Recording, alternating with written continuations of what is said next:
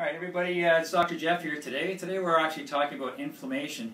And what is inflammation? Well, according to Dorland's dictionary, medical dictionary, it's a localized protective response elicited by an injury or destruction of tissues which serves to destroy, dilute, or wall off both the injurious agent and the injured tissue.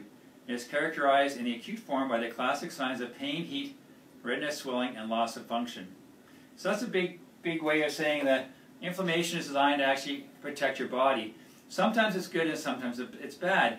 If you've ever sprained your ankle to the point where you want to cut it off and it swells up like a balloon, well, that's a protective mechanism. Is that good or bad? Well, if you cut your finger, all right, you'll swell up as well. Is that good or bad? Well, when you cut your finger, what will happen is the body sends a whole bunch of cells there, a whole bunch of white blood cells there to actually wall it off.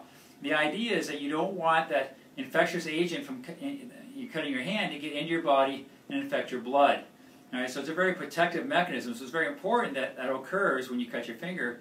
On your ankle, on the other hand, it's not very good because what happens when you set that wall up, blood cannot get in to heal up the tissues in the ankle. That's why when you have swelling, when you sprain your ankle or you pull a muscle, the idea is you want to put ice on right away. Why would you want to do this? Well, the muscles of your arteries, or your arteries are muscular walled, and by putting ice on it, they react to heat and cold. By putting ice on, you actually constrict the muscles of the arteries, and that closes them off, so you can't get the blood into the area, so you can't set up that wall of swelling.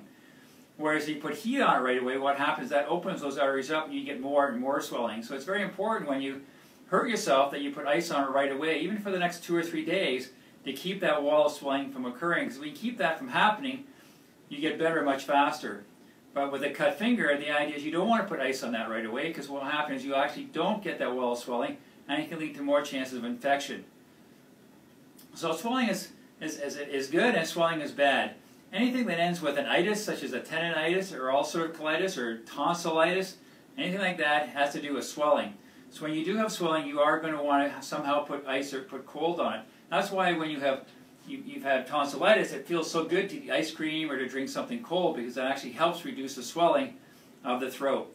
The other things you want to watch with swelling is you want to avoid sugar. Sugar leads to lots of increased swelling because it feeds the body. That sugar is like food for the swelling. The other thing you want to watch out for is the omega-6 fatty acids. Those are not your fish oils. Omega-3s are your fish oil and your flaxseed oil. Omega-6 is what happens when you actually cook some oils and you actually break the omega-3s down. So you want to watch your fried foods, so your French fries, your fried fish, anything like that when you have inflammation.